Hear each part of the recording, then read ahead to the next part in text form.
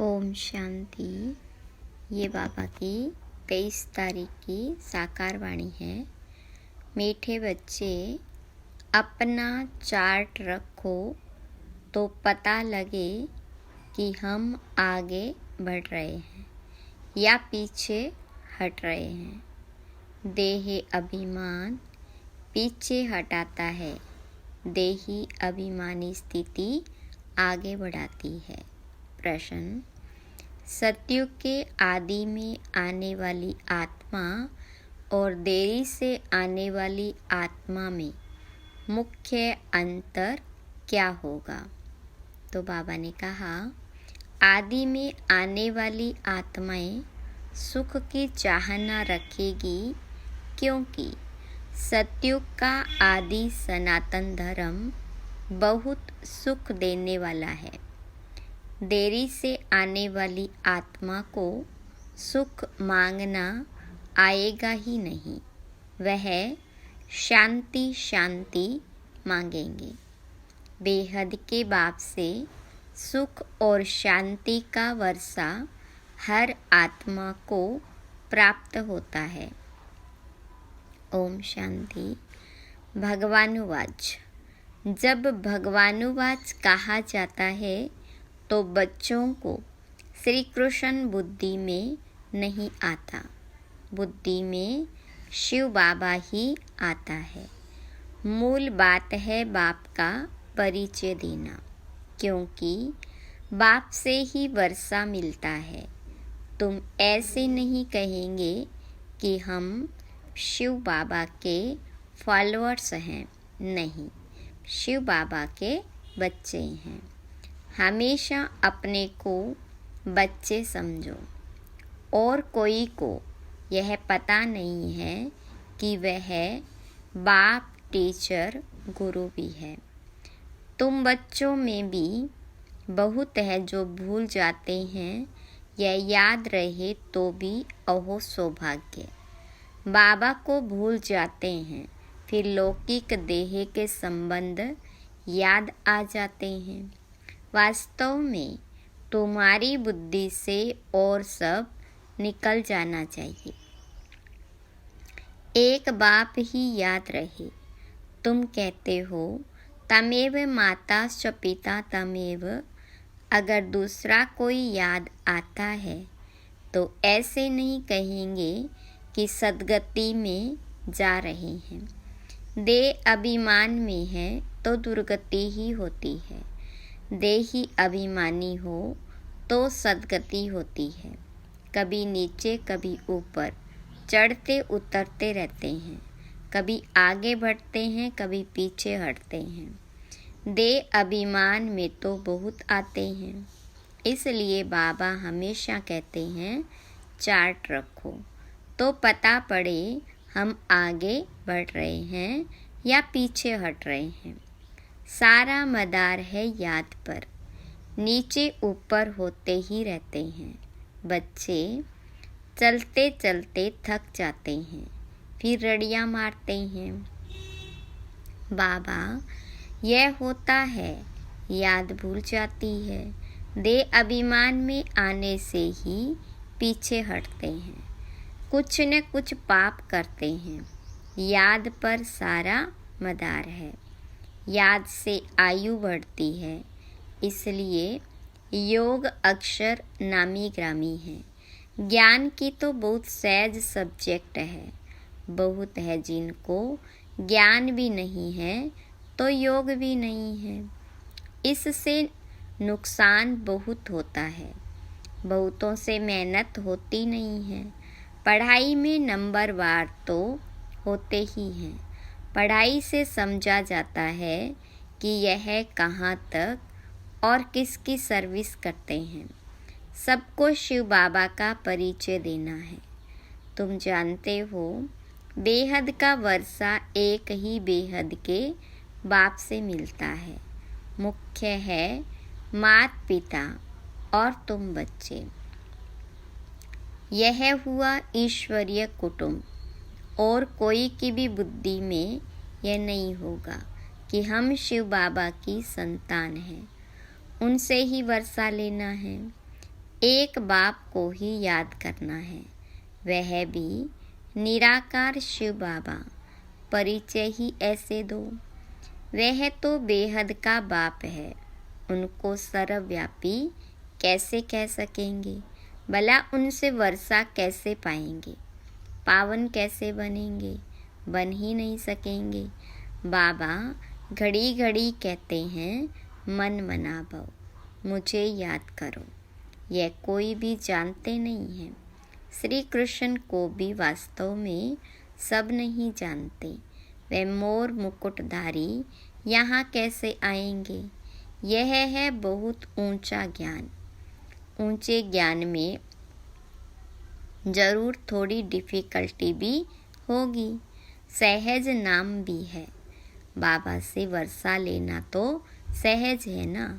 बच्चे डिफ़िकल्ट क्यों समझते हैं? क्योंकि बाबा को याद नहीं कर सकते। बाबा ने बच्चों को दुर्गति और सद्गति का राज भी समझाया है। इस समय सब दुर्गति में जा रहे हैं। मनुष्य मत दुर्गति में ले जाती है। यह है ईश्वरीय मत। इसलिए बाबा कॉन्ट्रास्ट बनवाते हैं। हर एक मनुष्य अपने से पूछे कि हम नरकवासी हैं व स्वर्गवासी हैं। अब सतयुग है कहाँ? परंतु मनुष्य कुछ भी समझते नहीं। सतयुग को भी कल्पना समझते हैं। अनेक मत है। अनेक मत से दुर्गति होती है, एक मत से सद्गति होती है। यह तो बहुत अच्छा स्लोगन है। मनुष्य मनुष्य को दुर्गति में ले जाते हैं। एक ईश्वर सभी को सद्गति देते हैं, तो तुम शुभ बोलते हो ना। बाबा की महिमा करते हो। वह सर्व का बाप है, सर्व की सद्गति करते हैं। बच्चों को बाबा ने बहुत समझाया है। बल प्रभात फेरी निकालो, बोलो हेवनली गॉड फादर हमको यह पद प्राप्त करा रहे हैं। अब नरक का अंत आने वाला है। समझाने में मेहनत तो करनी पड़ती है। एरोप्लेन से पर्चे गिरा सकते हो। हम तो एक ही बाबा की महिमा करते हैं। वो ही सर्व का सद्गति दाता है। बाबा कहते हैं, बच्चे मैं तुमको सद्गति देता हूँ, फिर तुमको दुर्गति देने वाला कौन? कहा जाता है आधा कल्प है हेवन, फिर हेल। रावण राज्य माना ही आसुरी राज्य। नीचे ही गिरते आते हैं, उल्टी रावण की मत से। पतित पावन एक ही बाप है। हम बाबा से विश्व का मालिक बन रहे हैं। इस शरीर से भी मोह निकाल देना है। अगर हंस बगुले इकट्ठे होंगे तो मोह कैसे निकलेगा? हर एक की सरकमस्टांस देखी जाती है। हिम्मत है। अपना शरीर निर्वाह आपे ही कर सकते हो, तो फिर ज़्यादा झंझट में क्यों फंसते हो? पेट बहुत नहीं खाता है, बस 2 रोटी खाओ और कोई फुरना नहीं। फिर भी अपने से प्रण कर लेना चाहिए कि बाबा को ही याद करना है, जिससे सब विकर्म विनाश हो जाए। इसका मतलब यह नहीं कि धंधा नहीं करना है।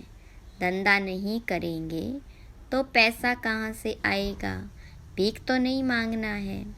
यह तो घर है, शिव बाबा के भंडारे से खाते हैं। अगर सर्विस नहीं करते हैं तो मुफ्त में खाते हैं, तो गोया भीख पर चलना होता है। 21 जन्म फिर सर्विस करनी पड़ेगी।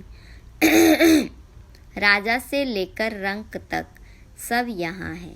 वहाँ भी है, परंतु वहाँ सदैव सुख है, यहाँ सदैव दुख है। पोजीशन तो होती है ना। बाबा से पूरा योग रखना है, सर्विस करनी है। दिल से पूछना है कि हम यज्ञ की कितनी सेवा करते हैं। कहते हैं ईश्वर के पास सब हिसाब बना बनाया है, उसको साक्षी होकर देखा जाता है कि इस चलन से क्या पद पाएंगे। यह भी समझ सकते हैं कि श्रीमत पर चलने से कितना ऊंच पद पाएंगे, न चलने से कितना कम पद हो जाता है। यह सब समझने की बातें हैं। तुम्हारे पास प्रदर्शनी में कोई भी धर्म वाला आता है, बोलो बेहद के बाप से बेहद के सुख शांति का वर्षा मिलता है। बेहद का बाप ही शांति दाता है, उनको ही कहते हैं शांति देवा। अब कोई जड़ चित्र थोड़े ही शांति दे सकेगा। बाबा कहते हैं तुम्हारा स्वधर्म है शांत, तुम शांति धाम में जाना चाहते हो। कहते हो शिव बाबा शांति दो, तो बाबा क्यों नहीं देंगे? क्या बाबा वर्षा नहीं देंगे बच्चों को? कहते हैं शिव बाबा सुख दो, वह तो हेवन स्थापन करने वाला है, तो सुख क्यों नहीं देंगे? उनको याद ही नहीं करेंगे, उनसे मांगेंगे ही नहीं, तो वह देंगे भी क्या? शांति का सागर तो बाबा ही है ना। तुम सुख चाहते हो, बाबा कहते हैं शांति के बाद फिर सुख में आना है। पहले पहले जो आएंगे वह सुख पाएंगे। देरी से आने वालों को सुख मांगना आएगा ही नहीं, वे मुक्ति ही मांगेंगे। पहले सब मुक्ति में जाएंगे, वहाँ तो दुख होगा ही नहीं। तुम जानते हो हम मुक्ति धाम में जाकर फिर जीवन मुक्ति में आएंगे, बाकी सब मुक्ति में चले जाएंगे। इसको क़यामत का समय कहा जाता है। सबका हिसाब किताब चुकतू होने वाला है। जानवरों का भी हिसाब किताब होता है ना। कोई कोई राजाओं के पास रहते हैं, उन्हों की कितनी पालना होती है। रेस के घोड़ों की कितनी संभाल होती है, क्योंकि घोड़े तीखे होंगे तो कमाई अच्छी होगी, धनी जरूर प्यार करेंगे। यह भी ड्रामा में नूंद है, वहाँ यह होते ही नहीं। यह रेस आदि बाद में शुरू हुई है। यह सारा बना बनाया खेल है। सृष्टि के आदि मध्य अंत को भी अब तुम जान गए हो। आदि में बहुत थोड़े मनुष्य होंगे, हम विश्व पर राज्य करते रहेंगे। हर एक समझ सकते हैं कि हम बन सकते हैं व नहीं। हम बहुतों का कल्याण करते हैं, इसमें मेहनत करनी पड़े। जबकि बाबा मिला है, दुनिया वाले तो आपस में लड़ते झगड़ते रहते हैं, विनाश के लिए क्या क्या बनाते रहते हैं। ऐसे ऐसे बॉम्ब्स बनाते हैं जिससे आग लग जाए। बम्बोर को आग कोई कम थोड़ी लगेगी, बुझाने वाला कोई रहेगा ही नहीं। ढेर बॉम्ब्स बनाते रहते हैं, उसमें गैस पॉइजन आदि डालते हैं, जो हवा चलने से ही सब खत्म हो जाएंगे। मौत तो सामने खड़ा है, इसलिए बाबा कहते हैं वर्षा लेना हो तो लो, मेहनत करो। टू मच धंधे आदि में मत जाओ। कितना चिंतन रखना पड़ता है। बाबा ने इनको तो छुड़ा दिया। अब ये अच्छी अच्छी दुनिया है। तुम बच्चों को बाबा को याद करना है, जो तुम्हारे विकर्म विनाश हो जाए और बाबा से वर्षा ले लेवे। बहुत प्यार से याद करना है। लक्ष्मी नारायण का चित्र देखने से ही दिल खुश हो जाता है। यह हमारा एम ऑब्जेक्ट है। बल पूजा करते थे, परंतु यह मालूम थोड़ा ही था कि हम यह बन सकते हैं। कल पुजारी थे, आज पूज्य बन रहे हैं। बाबा आया तो पूजा छोड़ दी। बाबा ने विनाश और स्थापना का साक्षात्कार कराया ना। हम विश्व के मालिक बनते हैं। यह तो सब खत्म होना है, फिर हम क्यों न बाबा को याद करें। अंदर में एक की ही महिमा गाते रहते हैं। बाबा आप कितने मीठे हो, तुम जानते हो हम सब आत्माओं का बाप वह एक ही है, उनसे ही वर्षा मिलता है। हम भक्ति मार्ग में उनको याद करते थे, वह परम धाम में रहने वाला है, इसलिए तो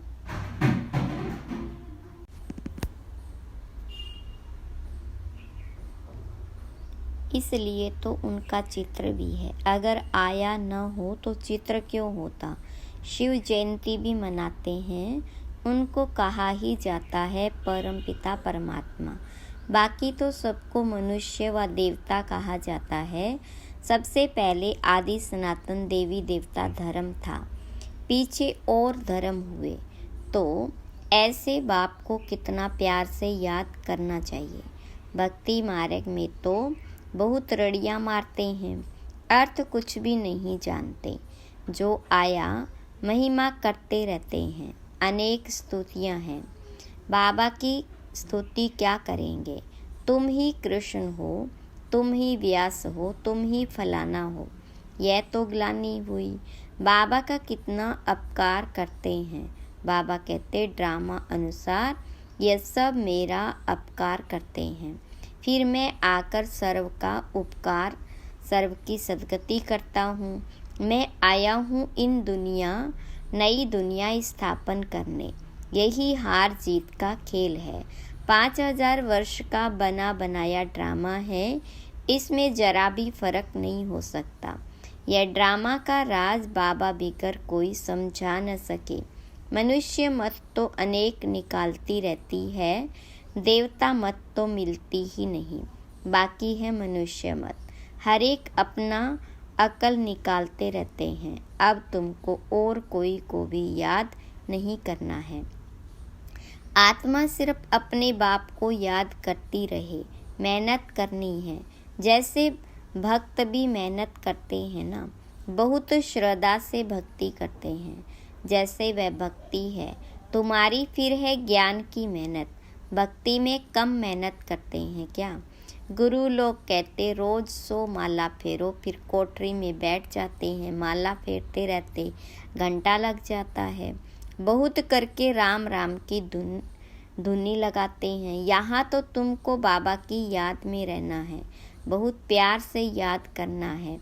कितना मीठे से मीठा बाबा है, सिर्फ कहते मुझे याद करो और दैवी गुण धारण करो। खुद करेंगे तब दूसरों को भी रास्ता बताएंगे। बाबा जैसा मीठा और कोई हो नहीं सकता। कल्प के बाद तुमको मीठा बाबा मिलता है, फिर पता नहीं ऐसे मीठे बाबा को क्यों भूल जाते हो।